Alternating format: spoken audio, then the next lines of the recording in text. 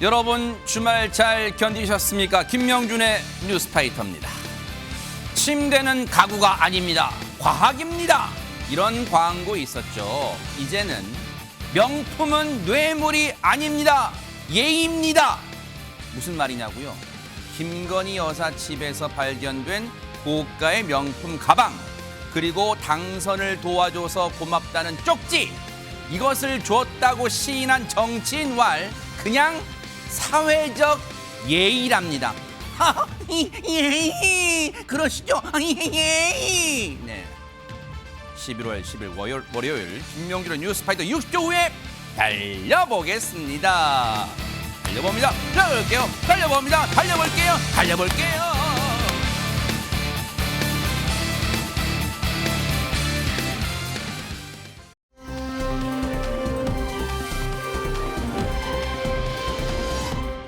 대한민국 지금 정신없이 돌아가고 있는데 지금 전 세계도 바삐 흘러가고 있는데요. 첫 번째 가볼 나라는 어딜까요? 하재근 평론가님. 예, 우리나라 소식부터 보겠습니다. 네네. 최근에 한 온라인 커뮤니티에 눈살을 찌푸리게 하는 사진 한 장이 올라왔는데 뭐야? 엘리베이터 안에 전동 킥보드 한 대가 덩그러니 놓여 있는 그런 모습이었습니다. 에? 그 모습 보시면 이런 모습입니다. 뭐야 이게? 엘리베이터를 킥보드가 차지하고 있는 거예요. 저 사진을 보고 누리꾼들이 아파트 안까지 킥보드를 타고 들어왔다가 그냥 두고 간 것으로 보인다. 출입구나 주차장도 모자라서 엘리베이터라니 해도 너무한다. 인도 주차를 아예 못하게 해야 한다. 킥보드에 치여 아이엄마가 중태에 빠진 사고도 나왔었는데 거리에서 퇴출해야 한다. 이런 의견들을 내놨습니다. 아니 근데 일단은 박성배 변호사님, 저런 전동 이 킥보드를 이용하는 사람들의 일단 의식 수준 개선돼야 되는 것도 맞지만 저 업체들도 뭔가 좀 장치를 제도적 보완을 해야 되는 거 아니에요? 왜냐면 저 같은 경우도 이 길 가다가 특히 아파트에도 보면요, 주차에 차를 댈 수 없게 그냥 주차장 거기 대는 사람도, 구역에 대는 사람도 많아요. 자, 그런 몰상식하는 사람들 많은데 일단 제도적 보완 장치는 없을까요, 진짜? 일단 관련 업계 입장은 다음과 같습니다. 킥보드 퇴출은 너무 극단적인 방안이다. 전용 면허나 교육시험 도입 등 제도적 보완이 필요하다. 인도 주차 전면 금지가 아니라 특정 금지구역 외에는 허용하는 방향으로 논의해야 한다는 것이 관련 업계 입장입니다. 그렇지만 지금도 킥보드는 원동기 장치 자전거 면허를 취득해야 함에도 불구하고 거의 지켜지지 않고 있어서 오히려 통행 금지 구역을 설정하고 전용 도로를 확대해야 할 것 같습니다. 새로운 기술이라는 이유로 지나치게 장기간 방치해 두는 감이 없지 않은데 관련 규제도 적절하게 이루어져야 할 시점으로 보입니다. 그래요. 문명의 이익이 편리한 물건을 사용하는 걸 누가 나무라겠어요. 하지만 제대로 된 사용법, 그리고 의식 수준 좀 제발 좀 고쳐 주시기 바랍니다. 기대해 볼게요.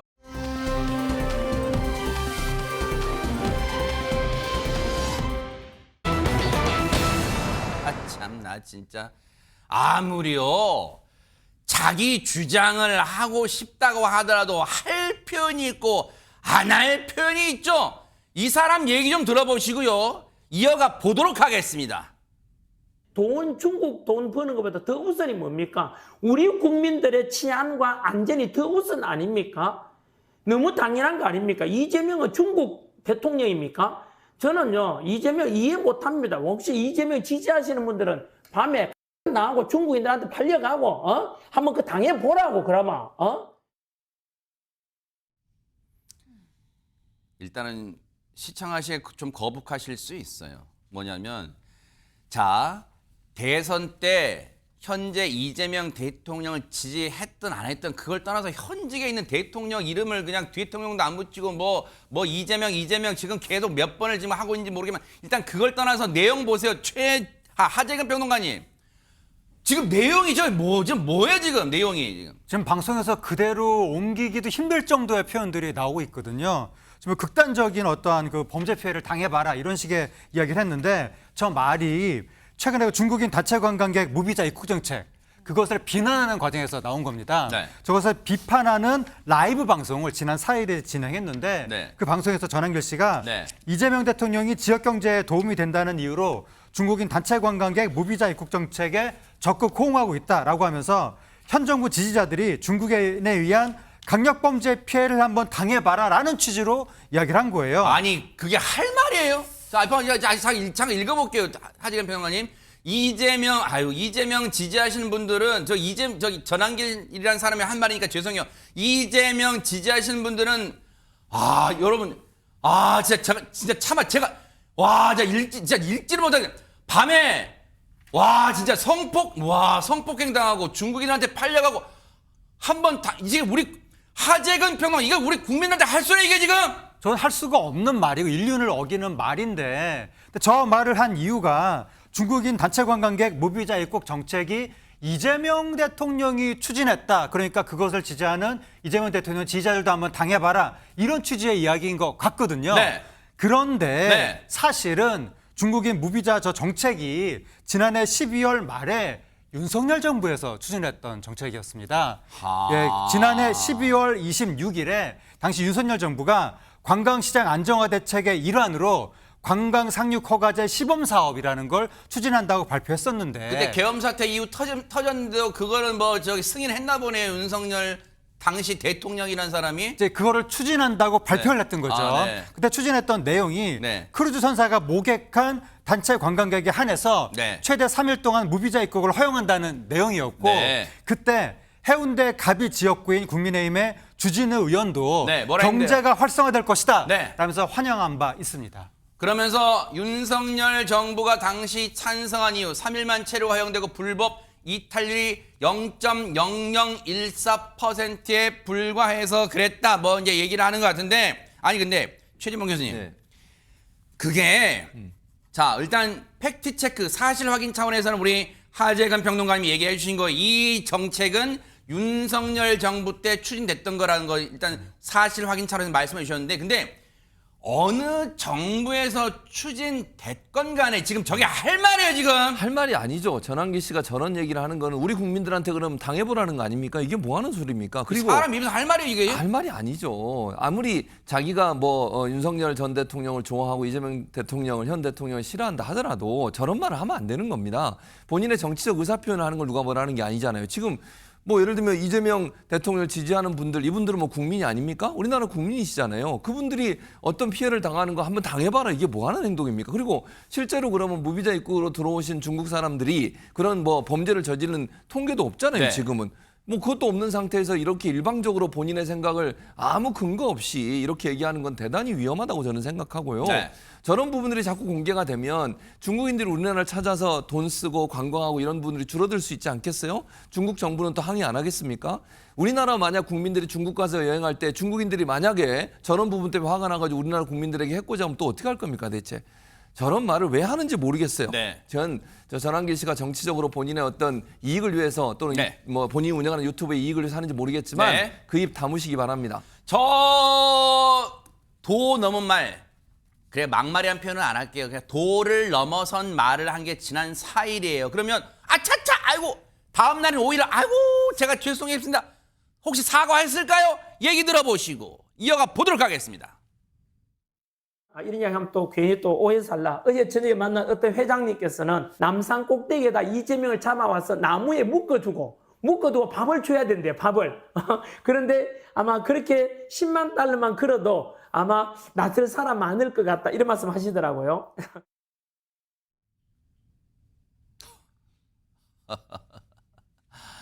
점입 가경이란 말을 이럴 때 써야 되는 거예요. 지금 허점에서 이거 무슨 소리예요 이게 대체. 그러니까 말입니다. 아무리 유튜브가 개인 방송이고 좀 자유로운 방송이라고 하더라도 이렇게 과한 표현을 쓰는 것이 온당한가? 특히 지금 이분은 전직이긴 하지만 한국 사람 아이들에게 가르치던 강사였잖아요. 그런 사람이 이렇게 방송을 보는 사람들도 있는데 이런 표현을 쓰는 것이 맞나 하는 비판들 있을 것 같다 생각 들 수밖에 없습니다.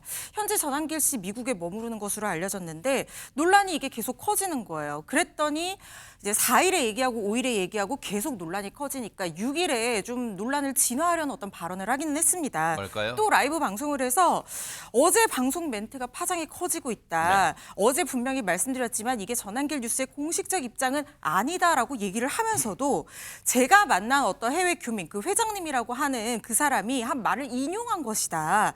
이건 농담 반 진담 반이고 풍자다라고 얘기를 해서 이게 또 한 번 논란이 되고 있습니다. 아니 참 진짜 만약에 유인경 평론가님 본인이 이 뭐라고 어떤 회장님이란 사람이 진짜 회장인지 뭔지 모르겠어요.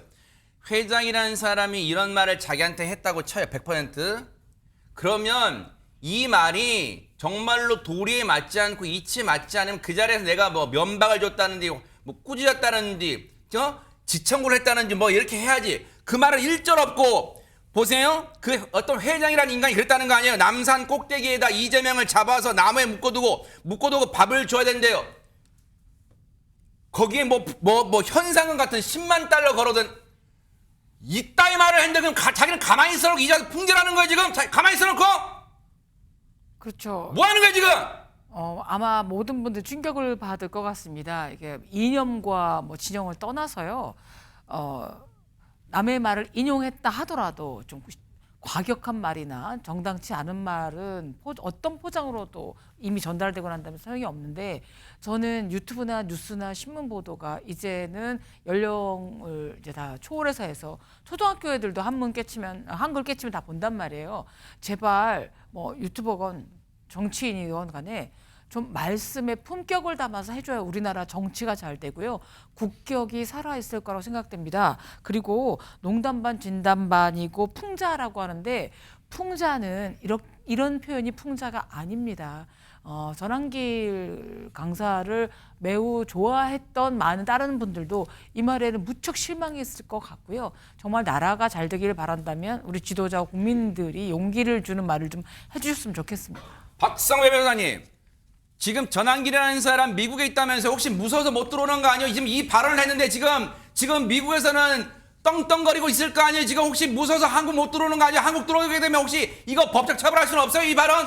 일단 전 씨의 발언은 위해 선동으로 볼 여지가 있습니다. 다만 위해 선동으로 본다고 하더라도 당장 형사상 조치를 취할 조항이 마땅치가 않아 보이는데 그 이유는 체포, 감금, 협박 등에 대해서는 예비 의무죄가 존재하지 않기 때문입니다. 다만 전기통신사업법상 불안감 유발 조항 적용 여부를 검토해 볼 수 있는데 이 조항도 반복성을 필수 요건으로 하고 있습니다. 아직까지는 어렵다고 하더라도 이와 같은 유사한 발언이 추가로 이어진다면 이때는 전기통신사업법상 불안감 유발 조항이 충분히 적용될 것으로 보입니다.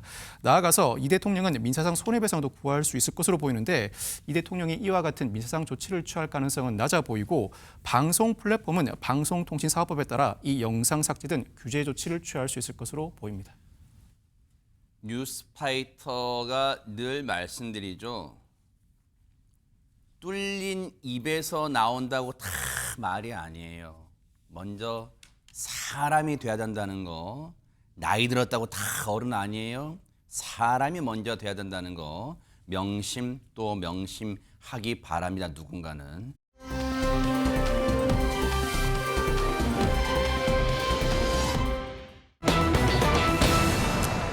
어머나? 구미 라면 축제. 정말 제가 못 가봤어요. 막 가보고 싶었는데. 근데 뜬금없이 인종차별 논란이 왜 터진 거예요, 하재근 평론가님? 예, 최근에 K푸드가 이제 인기 폭발하면서 라면도 주목받고 있거든요. 네. 그래서 2025 구미 라면 축제가 단 사흘 동안 35만 명의 방문객을 유치하면서 정말 구미가 당기더라고요, 저 얘기 듣고. 대성공을 거뒀습니다. 어머나. 그래서 잘 끝나는 줄 알았는데 네. 뒤늦게 논란이 터진 거예요. 네? 바로 그 라면 축제에 홍보 영상에서 논란이 시작됐는데 어허. 어떤 부분이 문제가 됐는지 네. 확인해 보시겠습니다. 네. 목은 라면과 구공탄. 하필이면 왜 구공탄이죠? 라면은 구공탄으로 끓여야 제맛이 나거든요. 꼬불꼬불꼬불꼬불 맛 좋은 라면. 라면이 있기에 세상 살맛나.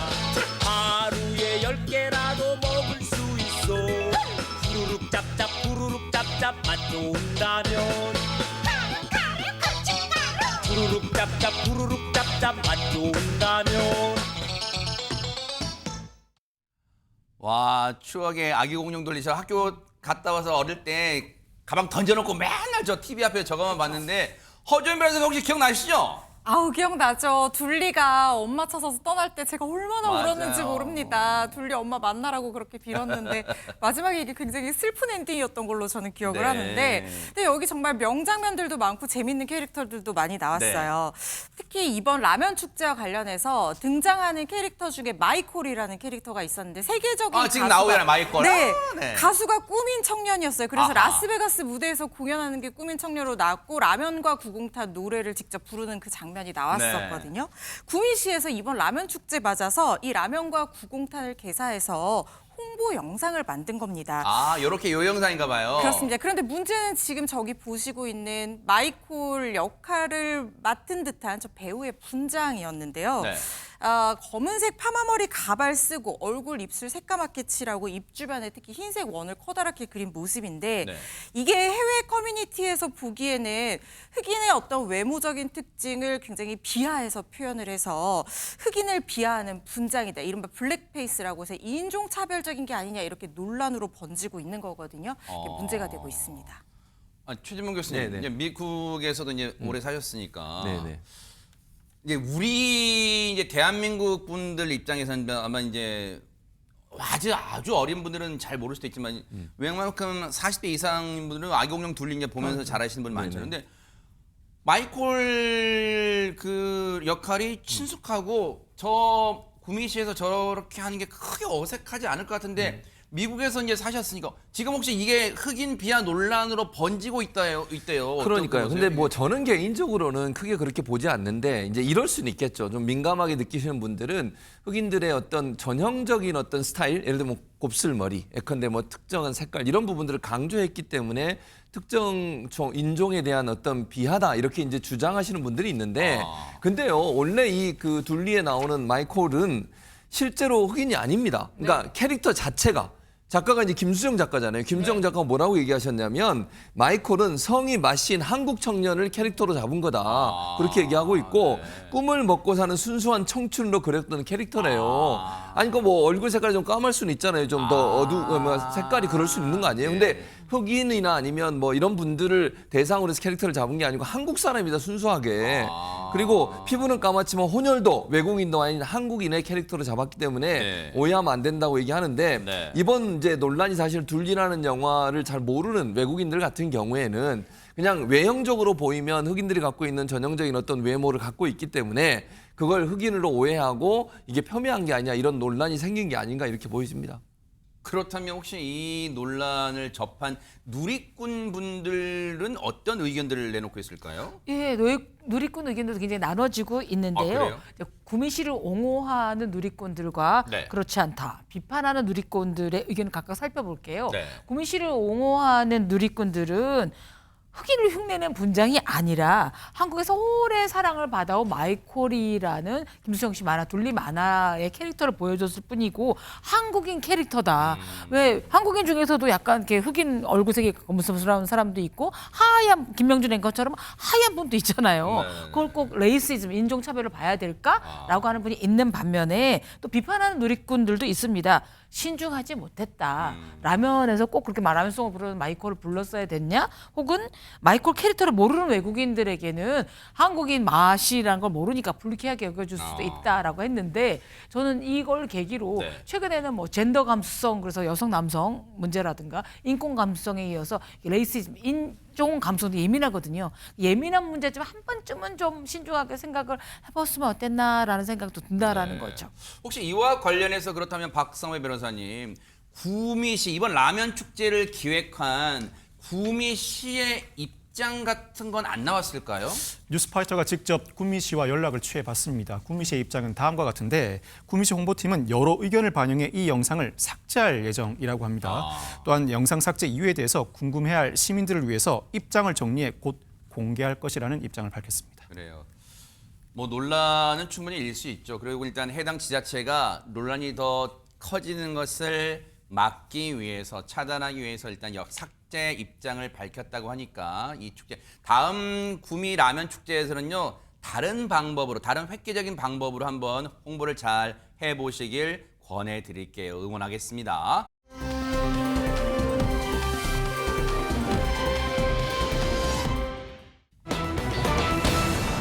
어머나 어머나 세상에 우리가 잘 아는 그 현아 씨 가수 현아 아니 공연 중 쓰러졌다고요 지금 허준 변호사님? 그렇습니다. 현아 씨가 마카오에서 열린 공연 도중에 무대에서 춤을 추다가 쓰러지는 장면이 그대로 포착이 됐습니다. 어머나. 의식을 잃고 공연 도중에 쓰러진 건데 당시 상황의 관객들이 뭐 찍던 카메라에 그대로 나온 거예요. 아 영상이 있어요? 있습니다. 어허. 자신의 히트곡이죠. 버블팝에 맞춰서 정말 아무렇지도 않게 저렇게 춤을 멋지게 추는 네. 모습인데요. 한 바퀴 빙 돌더니 돌면서 바로 저렇게 쓰러진 뭐야 그거? 뒤에서 댄서들이 놀라서 달려와서 현아 씨 상태를 확인을 했고 경호원이 갑작스럽게 무대로 뛰어 올라와서 현아 씨를 안고 무대로 저렇게 내려가는 모습인데요. 어머나. 이 장면이 관객들의 카메라에 포착이 됐을 뿐만 아니라 이게 고스란히 온라인 커뮤니티를 타고 영상이 퍼진 거예요. 그러면서 팬들이 지금 아주 걱정을 하고 있습니다. 아니 근데 우리가 이 영상을 보면은 분명히 쓰러지기 직전까지 예를 들어서 박성배 변호사 그런 거 있잖아요. 뭐 얼굴이 창백하다든가 웃음기가 없다든가 그런 게 아니라 굉장히 밝은 미소를 먹으면 웃음기를 먹으면 얼굴로 밝게 춤추고 있었는데 갑자기 저러네요 진짜. 쓰러지기 직전까지 무대에서 최선을 다한 것 같습니다. 오늘 소속사 측은 충분한 휴식을 취한 후에 안정을 취하는 중이라고 입장을 어머나. 밝혔습니다. 현아 씨 본인도 의식을 회복한 뒤에 자신의 SNS에 글을 올렸는데 좋은 모습 보여주고 싶었는데 프로답지 못했던 것 같다.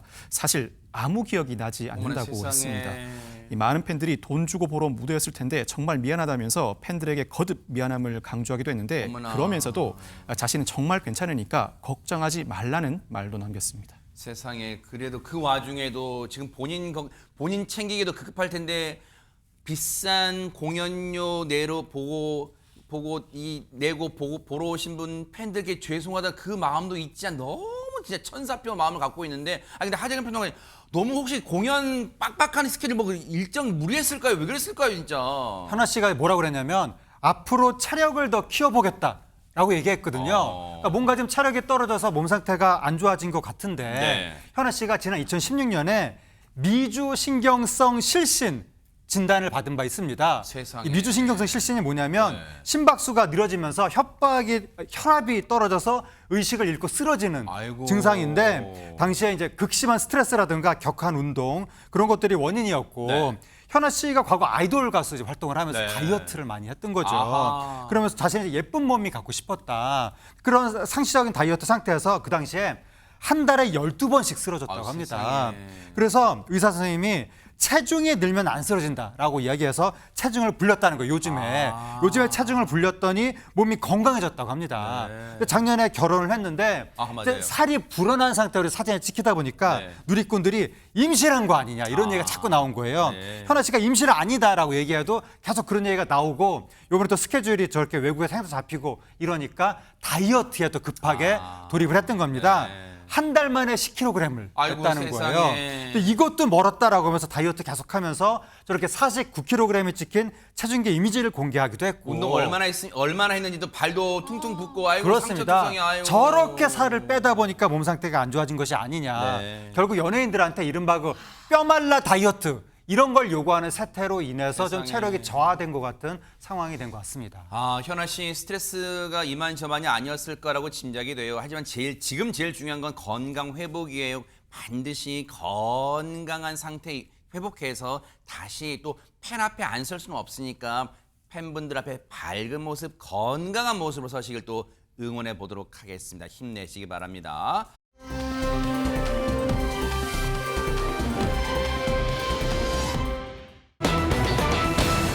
어머나?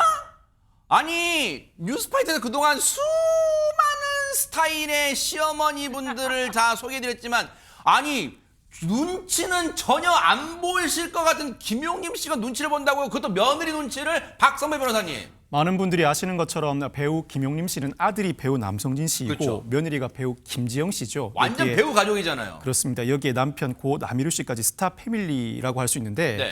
김용림 씨에 따르면 지영이는 시집 왔다는 개념도 없을 거다. 내가 내 아들이 아니고 김지영의 남편이다라고 생각하면 섭섭함이 전혀 없다라는 겁니다. 네. 그런데 이처럼 섭섭함이 없어 왔는데 딱 하나 네. 요즘처럼 연말이 다가오면 딱 하나 섭섭한 것이 떠오른다고 하는데 뭘까요? 그게 뭐였을지 얘기 들어보고 오시겠습니다. 네. 이제 시상식 때 연말. 그런데 이제 12월 31일이 또 마침 성진이 생일이기도 해요. 그러면 집에서 이제 연말 파티도 하면서 내일 1월 1일 차례 지낼 것도 하고 그러지. 근데 얘가 상을 타느라고 연말 파티를 해야 돼. 그러면 그냥 1차 정도로만 참석했다가 오면 좋겠는데 2차, 3차까지 새벽에 들어올 때가 있거든. 그럴 땐 내 생각에 아유 그냥 적당히 끊고 들어올 수도 있는데. 3차까지 안 있어도 될 텐데 그건 좀 섭섭하다. 이런 거는 한 번 느낀 적이 있어요. 선생님 혹시 뒤풀이 하실 때 뭐 밤을 샜다거나 이런 적은 없으세요? 왜 없겠어? 나는 되지만 너는 안 돼.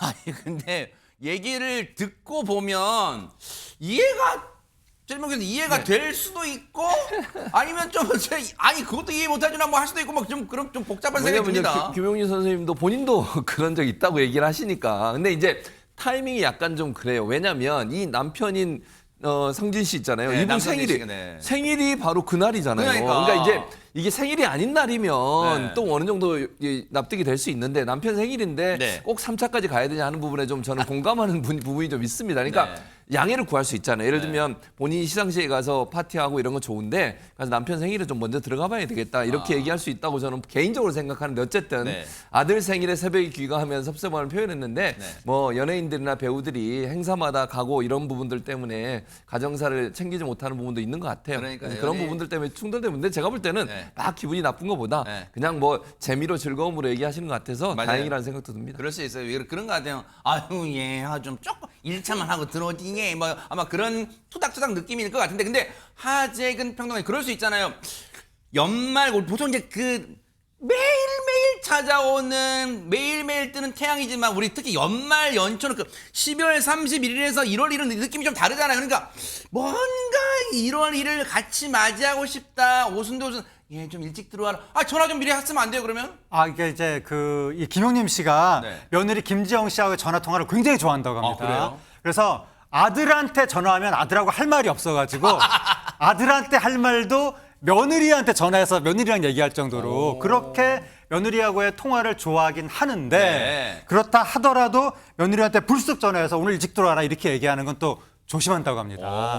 왜냐하면 같은 배우라서 배우의 사정을 잘 안다는 거예요. 세상에. 그래서 김지영 씨가 배우로서 혹시 또 이제 스케줄 뭐 촬영 중일까봐 선뜻 전화를 못 하고 문자를 남겨놓는 스타일이라고 합니다. 어허. 나중에 뭐 전화해라 문자를 남겨놓든지 네. 아니면 전화를 했다가 빨리 끊는다고 합니다. 부재중 기록이 남겨 있으면 보고 이제 성편이 될 때 전화하겠지. 네. 이런 식으로 약간 며느리 눈치도 본다고 합니다. 만약에 허준 변호사님 이제 며느리라고 이제 가정해 보세요.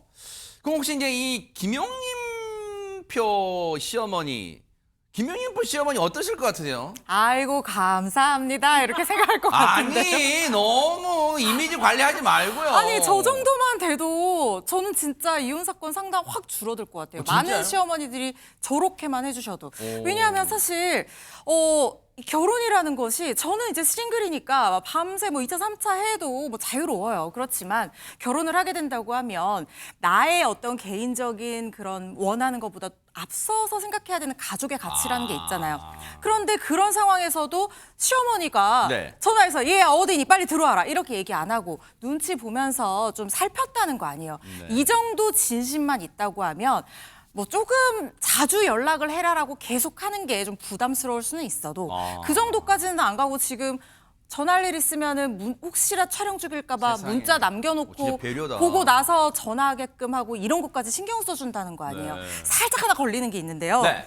아들한테 할 얘기를 며느리한테 하고 싶다. 요거는 조금 며느리분들이 뭐야? 그러면은 아들이랑 할 얘기 나한테 다 하면은 내가 계속 전화해야 되는 거나 요렇게 생각할 수는 있는데요. 그렇죠.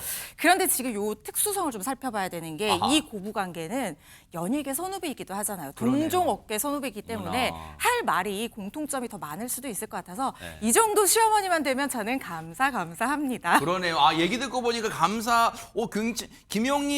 김용림표 시어머니상 괜찮을 것 같다 생각도 드는데 이렇게 며느리 김지영 씨와의 전화 통화 하나도 소중하게 생각하는 시어머니 김용림 씨인데 어머나 세상에 그 천사 같은 마음에 불을 지핀 대목이 있었대요. 들어보시고 이어가 보도록 하겠습니다.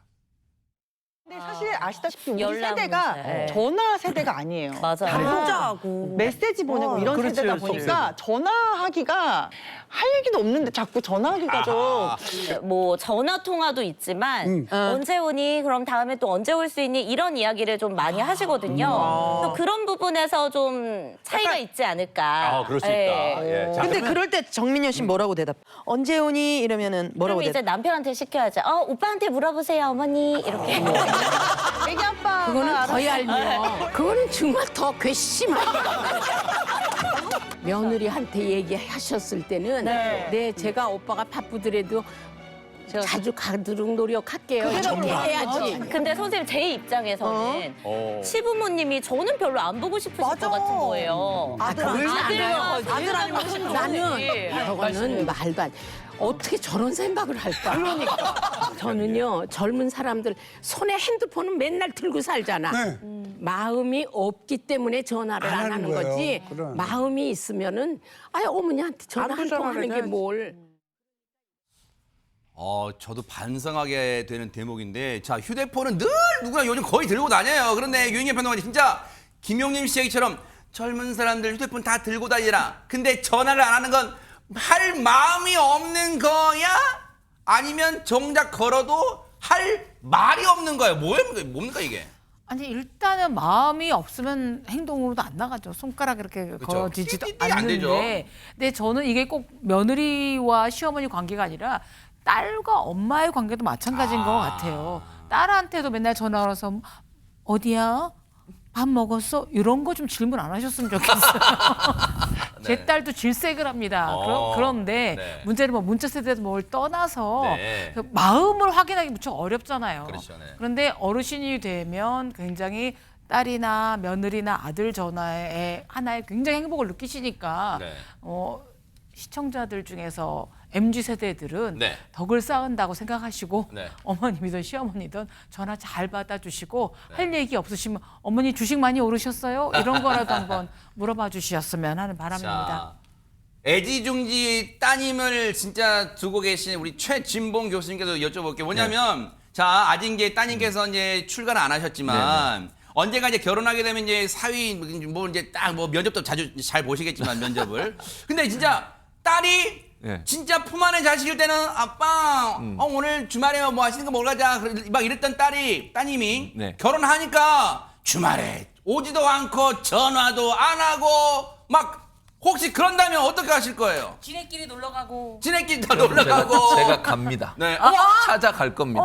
왜 점수 따? 맨날 맨날 혼자만 점수 따고. 아니 저는 따님 혼사 막지 마세요. 알겠습니다. 근데 섭섭하잖아요, 사실은. 네. 너무 아까 뭐 유인경 평론가 말씀하셨지만 나이가 들면 들수록 자녀의 전화가 기다려지는 건 맞아요. 그거는 뭐 이게 젊은 세대들 여기 계신 세 분은 젊은 세대인지 모르겠지만 어쨌든 네. 뭐 하는 게 불편할 수 있지만 부모들 입장에서는 그냥 아무 말 안 해도 전화 한 번 해준 걸 너무 좋아하거든요. 그 마음을 좀 이해하는 게 필요할 것 같아요. 왜냐하면 서로가 서로의 마음을 이해한다는 것은 신뢰가 깊어진다는 방법이거든요. 그래서 긴 말 안 해도 그냥 전화 한 번 해서 잘 있어요, 아빠? 이렇게 물어보는 것만 너무 행복해요.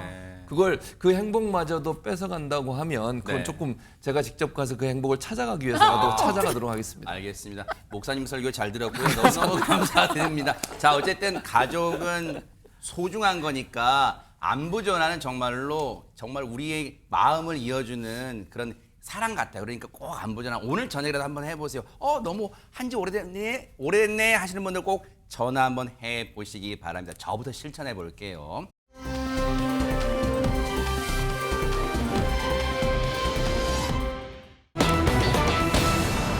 아니 세상에 술은 마셨지만 음주운전은 아니다. 뭐 이런 제목은 들어봤지만 분류는 했지만 아내 탓이다. 이거 뭐 해괴망측한 제목은 뭡니까, 하정한 평론가님? 이 사연이 이제 결혼 10년 차에 자녀 둘이 있는 40대 중반의 남성의 사연입니다. 아하. 이 부부가 남들이 보면 안정적이고 문제가 없는 가정이었는데 사실은 3년째 부부간의 대화가 거의 없었다고 합니다. 3년째요? 그렇습니다. 석 달도 아니고? 대화가 있긴 있는데 오로지 하는 대화가 뭐냐면 아이와 관련된 대화만 있었다고 합니다. 예를 들면 뭐예요? 애 학원 알아봤어? 어머. 애 지금 아픈데 픽업 가야 돼. 이런 대화만 했다는 그게 거예요. 사무적 느낌이다, 진짜. 그거 이외에 부부간의 대화는 없었다고 합니다. 어머나. 심지어 최근에 1년 동안은 아내가 아이들 밥만 차려줬지 남편 밥은 한 번도 차려주지 않았다고 합니다. 아니, 세상에. 이렇게 살다 보니까 남편이 집에 있으면 아, 숨이 막힌다. 내가 저 사람이랑 왜 살고 있지? 이런 생각이 들었다고 합니다. 왜 그런 생각 안 들겠어요? 그런데 남편 말만 여기까지는 남편 말만 들은 거잖아요. 최진문 교수님 혹시 아내분도 남편분한테 뭐가 화가 단단히 난 뭐 그런 게 있는 거 아니에요? 이유가 좀 궁금하잖아요. 이유가 있으니까 그렇죠. 이유가 없는데 이럴 리는 없잖아요. 어허. 그 남편이 바람을 피운 거죠. 에? 그러니까 화가 난 거예요. 갑자기 느닷없이 지금 바람 얘기가 나와 지금? 근데 왜냐면 그 전에 이제 제가 말씀드리고 싶은 것은 뭐냐면 이게 이제 아내가 지금 아내에게 남편이 주말에 애들이랑 같이 체험학습장 어디라도 가볼까 나들이 가볼까 이렇게 얘기를 하면 네. 아내는 시큰둥하게 그러든지 뭐 이렇게 반응이 나온다는 거예요. 어머. 그리고 온 가족이 기분 좋게 나가도 아내가 휴대전화만 보고 있어. 네. 이렇게 이제 하니까 매번 힘이 쭉쭉 빠지는 남편이라는 거예요. 근데 이제 사실은 아마도 아내 입장에서는 여러 가지 이유가 있었을 것 같아요. 뭐 구체적으로 여기는 설명이 안 돼 있으니까 제가 뭐라고 말씀을 못 드리겠지만 아내의 저런 반응이 그냥 일방적으로 나올 가능성은 저는 낮다고 보는데 어쨌든 현상적으로 보여지는 부분만 보면 아내가 남편에게 좀 시큰둥하게 대하는 부분은 분명히 있는 것 같습니다. 아니 근데 지금 이 대목은 앞서 제목에는 지금 뭐 남편의 불륜은 아내 탓이라고 뭐 불륜이 등장하겠지만 지금 사연만 듣고 보면 불륜이 원인 제공한 것 같지는 않단 말이에요. 근데 지금 계속 뭐 아내는 시큰둥이에요. 남편과 대화를 시도하지만 시큰둥이란 말이에요. 그럼 보세요. 하재근 평론가님. 하루 이틀도 아니고 남편이 무슨 진짜 천사표만 될 수는 없잖아요. 나 이러면 진짜 뭔가 중대 결심 막 그런 생각이 들 거 아니에요, 진짜. 이 남편 생각에는 우리 부부의 관계 회복을 위해서 나만 열심히 노력한다. 난 열심히 노력하는데 내 부인이 아내가 받아주지 않는다라는 생각이 든 거예요. 네. 그래서 남편은 이렇게 결혼 생활을 유지하는 것은 진짜 안 되겠다라는 생각이 들었습니다. 그래서 어느 날 아내한테 진지하게 이렇게 사는 건 서로를 갉아먹는 일인 것 어머나 같다. 세상에 갉아먹는다는 표현이 나왔어요, 세상에. 우리 부부 이혼하면 관계에서. 어떨까라고 이혼을 얘기했습니다. 네. 그러니까 아내가 시큰둥하게 이혼 생각하고 있었겠지. 그러니까 당신도 그렇게 행동했겠지. 그런데 이혼하면 애들은 어쩔 건데? 라고 얘기했습니다. 그러니까 남편이 이혼하겠다는 거야 말겠다는 어머나, 거야. 어머나, 어떡해요? 지금 관계를 개선하겠다는 거야 말자는 거야. 나 정말 속 터져. 이런 반응을 보였습니다. 그러니까 속이 터질만도 해요. 지금 남편분을 일방적으로 편드는 게 아니라 뭔가 이유를 얘기해야 될 거 아니에요. 유인경 평론가님. 남편분이 속 터지잖아요, 지금. 근데 뭐 부부사의 모습은 다 각 가정마다 다르겠지만 아내가 저렇게 시큰둥하게 군다고 남편분은 이제 제보를 하셨는데 아내 입장에서 볼 때는 저렇게 마음의 문을 닫고 어떤 말도 곱게 나오지 않고 시큰둥하게 반응하게 된 경우에는 남편에게 크게 실망한 점이 있다라던가 아니면 엄청나게 상처를 받았다라든가 시댁으로부터 상처를 받았다든가 그래서 본인의 마음이 좀 단절돼 있는 상태인 것 같아요. 그러면 남편 경우에 아내가 바라는 건 남편이 저렇게 어떻게 할 거야가 아니라 뭐 나한테 실망한 거 있어라든지 왜 매사에 말이 그렇지라고 좀 따뜻한 태도를 먼저 보여줬으면 달라지지 않을까 싶고 아내의 입장에서 볼 때는 이혼하면 어떡할 건데? 라고 질문이 나온 거는 이미 이혼을 기정사실화 해놓고 좀 기다리고 있는 것 같습니다. 세상에. 지금 이혼이라는 단어가 급기야 이 두 부부 사이에 등장하게 됐어요, 세상에. 그런데 보세요. 남편은 정말 속 터져 죽겠어라고 고함을 질렀잖아요. 그 이후에 남편의 행동은 뭐였을까요, 허주연 변호사님? 여기서 이제 문제의 바람이 본격적으로 등장을 하기 시작을 하는 겁니다. 아니 속 터져 죽겠으면 아내랑 좀 더 개선할 생각을 해야 되는데 이 남편이 어떤 행동을 했냐면 누구한테 하소연을 하고 싶다는 생각 때문에 친한 직장 동료 여성한테 이 결혼 생활에 대한 하소연과 화풀이를 시작을 하게 된 거예요. 거기다 대고 왜 그런 얘기를 해요, 진짜? 남편도 참 진짜. 그러니까 말입니다. 그런데 동료 여성도 비슷한 아픔이 있었다는 거예요. 그러니까 서로 이거 뭐 아픔 공감하고 나도 그랬어, 너도 그러니 이해해주기 시작하면서 내 거인 듯 내 거 아닌 내 거 같은 사이가 되면서 어머나? 맨날 직장에서 보니까 서로 뭐 커피 챙겨주고 뭐 하면서 썸 타고 난리 약간 났네, 난리 났어. 뭔가 좀 그런 관계가 된 거예요. 난리 났다, 진짜. 근데 문제는 여기서 그만했어야 되는데 이걸 아내가 알아버리게 된 겁니다. 어머나. 아니 그러면 보세요. 박성배 변호사님. 평소에는 남편이 뭘 하든 시큰둥 했던 이 아내인데 혹시 이 회사 동료와 남편의 사이를 알게 된 이 순간에도 혹시 시큰둥했을까요? 어땠습니까? 아닙니다. 이번에는 아내가 극대노했습니다. 시댁 식구들한테 다 연락해서는 애들 아빠가 바람이 났다, 불륜남이다. 나는 억울해서 살 수가 없다고 했다고 합니다. 어머나. 그러자 남편이 아니 이게 무슨 바람이야. 메시지 봐봐. 연락을 많이 한 것은 맞지만 힘든 상황 공유하고 밥 몇 번 먹었을 뿐이야 라고 항변을 했다고 하는데 이에 대해 아내는 나도 다 알아봤거든. 이런 정신적인 불륜도 불륜이거든. 난 용서 못해 라고 했다고 합니다. 결국 이 살얼음판을 걷는 상황에 터질 게 터졌어. 왜냐하면 이게 안 터질 거예요. 터질 거 터지지 당연히. 그런데 보세요. 박성배 배우사님, 아내분의 말이 맞긴 맞나? 육체적 어떤 관계 그런 게 없어도 이게 정신적으로 무슨 대화 힘들 때 막 대화한 것도 다 불륜인가요? 어떻습니까? 맞습니다. 지나치게 많은 연락을 주고받고 단순 도움을 넘어서서 서로 감정적으로 교감을 하는 수준에 이른다면 이 정도 행위만으로도 부정행위라고 평가할 수 있습니다. 어머나 세상에. 일단은 아내분이 어디서 알아보신 게 맞긴 맞다는 거예요. 그러면 세상에 이제라도 하재근 평론가 남편이 그래? 알았어. 이젠 잘못했어. 내가 이제는 당신한테 다시 돌아갈게. 정신 차렸겠죠? 이 내 거인 듯 내 거 아닌 내 것 같은 이 사건 이후로 본격적으로 사이가 안 좋아졌다고 합니다. 어머나 세상에. 그다음부터 아내가 진짜로 남편을 아예 못 본 척을 어머나, 하고 어떡해요. 살았다고 합니다. 밥은 물론이고 빨래도 남편 것만 빼고 했다는 거예요. 그러겠죠. 남편이 세상에. 그래서 더는 안 되겠다 싶어서 당신도 이 결혼 생활 할 생각 없다는 거지? 알았어. 그러면 이렇게 남처럼 살자라고 얘기를 하고 남편은 결혼이 완전히 깨졌다고 생각을 하면서 기존에 썸 타던 직장 동료하고 관계를 더 진전시켰다고 합니다. 남편 제정신이에요 이게 지금? 그렇습니다. 그런데 아내가 두 사람의 관계가 진전됐다는 증거를 잡고 너네 미쳤구나 라고 하면서 집안을 뒤집어 놓고 상간소송을 제기했다고 합니다. 아니 왜 안 그러겠어? 아니 솔직히 한 3, 4분 전까지는 그래도 남편분이 조금 안쓰럽다. 아니 뭔가 관계 개선을 시도해오고 대화를 시도해도 아내분 참 시큰둥하구나. 정말 안쓰러운 마음이 요만큼 들었는데 지금 그 이후에 하는 행동이 정말 가관이에요. 그렇다면 최진봉 교수님, 네. 이 남편분의 남편분도 아니야. 남편이라는 사람의 최종 고민은 뭐예요 지금? 최종 고민이 첫 번째, 제가 외도한 것은 사실이지만 아내의 무관심도 유책 사항 아닌가요? 아내에게 위자료 청구 가능한가요?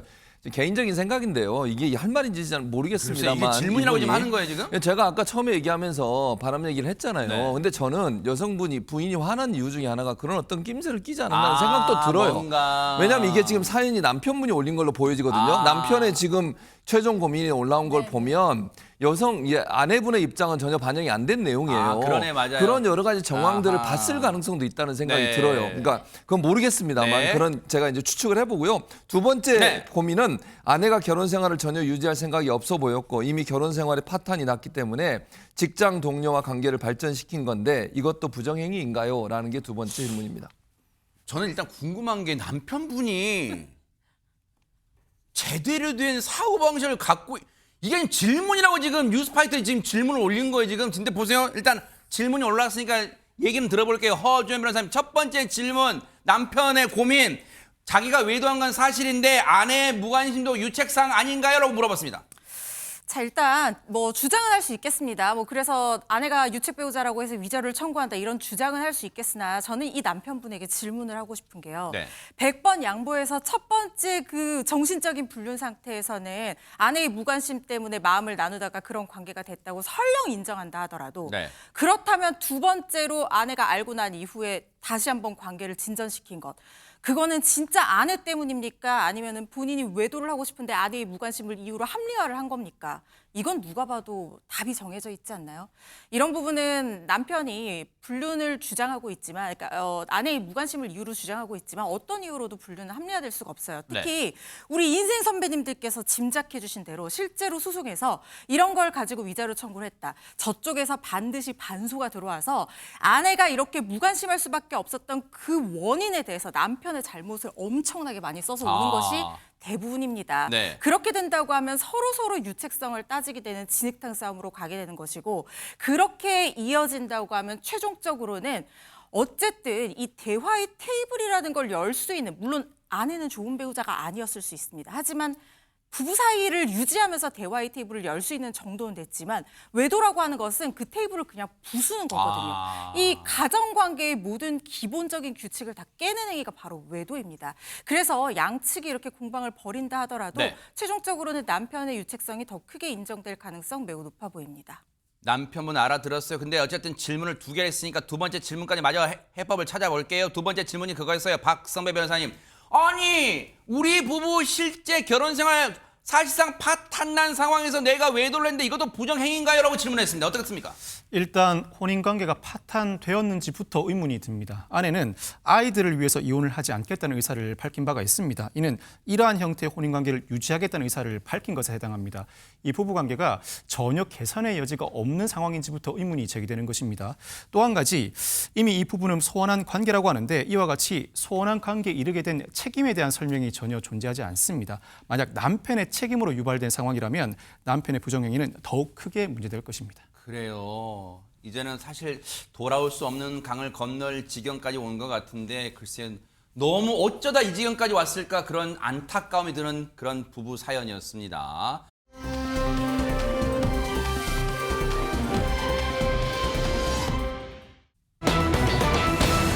어머나 세상에 우리가 아는 배우 김일아 씨 아유 건강이 많이 회복됐나 봐요. 하재근 평론가님. 예, 우리가 이제 김일아 씨라고 하면 옛날에 그 액션 스타 그렇죠. 남배우 김일아 씨를 많이 떠올리는데 네. 김일아 씨는 최근에 배우가 아닌 법기 스님으로 출가를 했고 그랬었죠, 네네. 오늘 말씀드릴 김일아 씨는 남배우가 아니라 여배우 김일아 씨입니다. 아, 여배우도 있어요? 그렇습니다. 이 여배우 김일아 씨가 드라마에 정말 많이 나왔던 분인데 어허. 최근에 배우 활동을 잠시 접고 베트남에서 지내고 있다고 합니다. 어허. 어떻게 지내는지 영상으로 확인해 보시겠습니다. 네네. 스트리가 깨또 미셸 뚜이하고 통화. 자, 가방 앞으로 메시고 따라오세요. 자, 파란불 들어왔어요. 건너실게요. 자, 2호차 이쪽으로 오세요.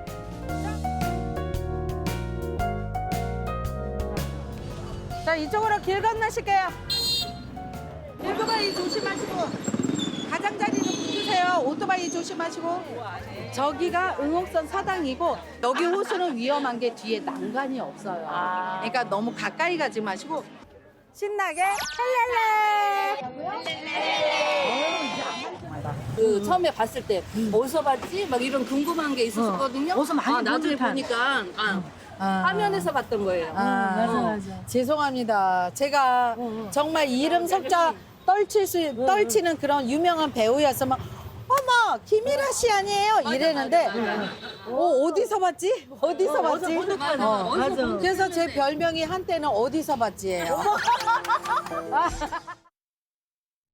바로 그 표현을 저희도 쓰고 싶은 게 진짜 어디서 봤지? 그런 거 아니에요, 진짜 최명 교수님. 그러니까요. 그 별명을 어디서 봤지라는 별명인데 또 하나 있습니다. 별명이. 뭘까요? 틀면 나와. 아, 그 정도로 많이 나오셨다는 맞아요, 거예요. 맞아요. 그러니까 정말로 많은 사람이 명확하게 이분은 유명한 배우 이렇게는 인식을 못하지만 워낙 많이 출연을 하셔가지고 1985년도에 데뷔하셨거든요. 어머나. 이분이 출연한 프로그램 대장금, 불멸의 이순신, 하늘이시여, 이산, 사극을 비롯해서요 세대 가정부 엄마 역할 등을 해오면서 무려 1,800여 편의 네. 드라마에 출연을 했다고 합니다. 아. 명품 감초 배우라는 별명을 얻었는데 어머나 이영은 씨랑도 찍었어. 예, 맞습니다. 그래서 부럽. 그렇게 명품 배우라고 얘기를 하니까 조연 배우죠. 그런 네. 배우로 역할을 했었는데 돌연 활동에 공백이 생기더니 지금 보신 것처럼 베트남에서 활동을 하고 계신 거예요. 관광객들 앞장서 이끌어서 인원수 파악하고 설명해주고 사진 찍어주는 네. 현지 가이드로 활동하고 있는데 벌써 5년 차 가이드라고 합니다. 물론 본인 얘기처럼 박선배 변호사님 이 주연은 아니었지만 명품 조연으로 다작 많은 작품을 출연했었는데 갑자기 베트남에 가서 가이드는 왜 하게 된 걸까요?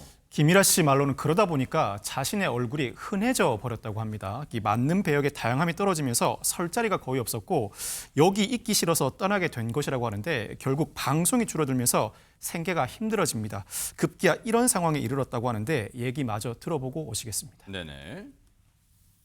음반 작업을 하면서 행사라도 이렇게 뛰려고 하면서 스트레스를 좀 많이 받았어요. 굉장히 뭐 잠깐만 나갔다 와도 되게 피곤하더라고요. 그래서 몸이 왜 이렇게 피곤하지? 그러면서 샤워하는데 좀 조짐이 이상해서 네 발로 찾아갔어요. 그랬더니 암입니다. 그래서 2기 말 정도 18번을 했는데 3주에 한 번씩 오라고 하더라고요. 한 번 맞고 나면 다 토하고 기어서 온몸은 다 부어서 일어서지도 못해요. 아, 그냥 언뜻 드는 생각에는 작품, 그러니까 불러주는 작품이 없어서 잠시 쉬고 있나 보구나, 활동을 좀 쉬고 있나 보구나, 그렇게 생각했었는데 네. 세상에 뜻하지 않게 병마가 찾아왔군요. 예, 근데 뭐 항암 치료해 보신 분들 아시고 고통이 너무 심해서 뭐 견딜 수 없었는데 어머나, 완치되기까지 18번 항암 치료를 견뎌내면서 5년 만에 완치 판정을 받았습니다. 세상에. 네. 아이고. 하지만 완치가 돼서 배우 일을 하기에 너무 힘들었고요.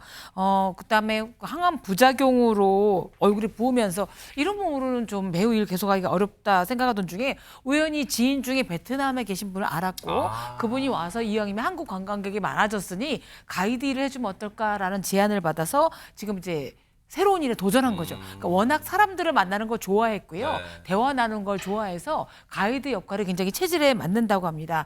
지금은 한국과 베트남을 오가면서 새로운 인생 역사를 써나가고 있다고 하고요. 네. 그 배우 시절보다 얼굴 훨씬 더 밝아진 그러니까요, 표정입니다. 네. 네. 최진봉 교수님 한 40초 남았어요. 뭐냐면 김일아 씨가 이제 이런 사실 자신의 아픔 선뜻 공개하기는 쉽지 않았을 텐데, 그리고 아까 이 투병 항암 치료 받을 때 그 민머리도 다 보였단 말이에요. 네네. 하지만 지금 정말 다시 오뚜기처럼 일어났어요. 그러니까요. 네. 저는 저런 모습이 사실은 김일아 씨가 어려움과 힘든 일을 겪었지만 그럼에도 불구하고 다시 일어서 삶을 다시 살도록 도전할 수 있는 마음을 가진 것만으로도 우리에게 큰 위로와 희망과 용기를 준다고 생각해요. 네. 비슷한 상황이나 형편에 있는 분들이 얼마나 많겠습니까? 맞아요. 배우가 아니더라도 각자의 삶에서 어려움을 겪는 분들 많을 텐데 김일아 씨 보세요. 베트남 가서 다시 힘을 맞아요. 얻고 또 일을 시작하고 무슨 일이든 내게 맡긴 일을 열심히 하는 모습은 많은 사람들한테 던지는 희망의 메시지라고 그러니까요. 저는 생각해요. 그 모습이 너무 아름다워서 박수를 쳐드리고 싶습니다. 그러니까요.